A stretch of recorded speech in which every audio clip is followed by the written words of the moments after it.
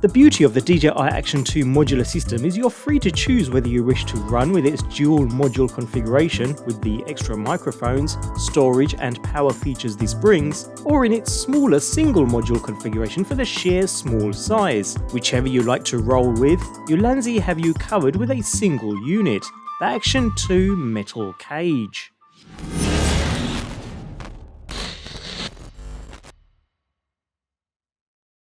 Ulanzi have introduced a range of accessories for the DJI Action 2's magnetic mounting system, and this metal cage provides not only extra versatility in how you can use and mount your camera, but also making sure it's well protected at the same time. Constructed of aluminum alloy, which not only makes it super strong and robust, as well as rust proof, it's still very light, adding very little weight to your camera setup. With its sleek black finish and white Ulanzi branding on the front, the cage itself comes complete in two parts, both being held together with red latches on either side. These can simply be pulled to release. There's no dual latch mechanism here for added security, as we've seen with some other cages. I really would have liked to have seen such a solution here too for added security, but we'll see how these latches fare shortly. Now we do have various spaces and voids around the frame, helping to aid heat dissipation as well as reducing the amount of material used in its construction, and hence keeping the weight down. Although note the circular void in the bottom frame. This would ordinarily line up with the display module button, and before inserting the module, we need to insert a rubber button into this space. Fortunately, several are included as spares in the package too, although I would have liked to have seen a fixed solution here. This feels a little like an afterthought.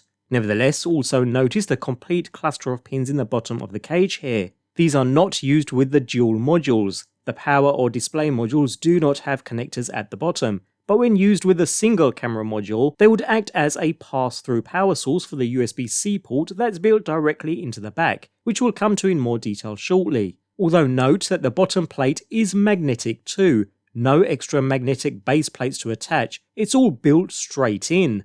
So we can go ahead with placing the Action 2 into position, and the magnet pulls the module into place quite firm, leaving us to slide the top half into place. Note that the top half fits in one way. There is a ridge around the outer edge which needs to face to the rear, although protrusions on either side line up with indentations in the lower half of the cage, meaning there's no way you can place the two halves together incorrectly, and with a rubber button placed into the top first of course, the top half can be lowered into position while a press on the side levers locks the two halves together. And lock they do. My concerns about the two halves staying securely attached seem to have been addressed, as not only does the Action 2 fit very snug, no wiggle room whatsoever, it's not too easy to release the locking levers either. In essence, anything brushing past won't be enough to open them. You really do need to purposefully release them, which does take a little force. No issues there at all. I have to say though, I really do like the design here. The Action 2 is held in place really well thanks to the ridge around the front bottom and a ridge around the camera module on the rear. Both work alongside each other in ensuring the unit cannot slide forward or backwards at all. And note, in this example I do have tempered glass screen protectors installed front and rear, and the cage doesn't interfere with them whatsoever. So as it stands, at the bottom we maintain the magnetic attachment point, which works flawlessly with the various DJI Action 2 mounts, although do note you'll need to check to ensure mounts clip in properly. I found they didn't most of the time due to the very snug fit. Not a huge issue, but something you'll always want to check beforehand rather than risk losing your camera. Also on the bottom we have the pass-through connection pins and a USB-C port on the rear, both of which are not used with this dual module setup, so we can ignore those for the moment, although we do find a standard 1/4" 20 thread on one side, perfect for attaching to other mounts or accessories, such as this Ulanzi Super Clamp, which is a great mount by the way and highly recommended. Further up we find a cold shoe attachment point on both sides of the camera, perfect for attaching lights, microphones or other such accessories, helping you build a camera rig for your particular uses. So we do have some versatility and flexibility when it comes to mounting not only the camera, but also accessories alongside the camera, and it all works really well. All camera features are completely accessible. That includes the main power button at the top, alongside space for the wireless antennas to operate at peak performance, rather than be covered with metal. Both the rear camera module screen and the front display module screen are fully accessible without restriction, as well as the memory card slot and the module's USB-C port. Even the speaker is unobstructed, although tucked just under the side lever, no issues there at all. And that even extends to the microphones, so the main camera module microphone remains unobstructed on the front of the unit, as well as the display module rear microphone. But look closely and you'll notice both side microphones are also free to capture audio without issue. Seems like all bases are covered, and I really do like the design here. Better still, this same design caters for those who wish to switch to the single camera module too, without the need for a completely separate cage thanks to an included smaller top plate. Simply unclip the sides.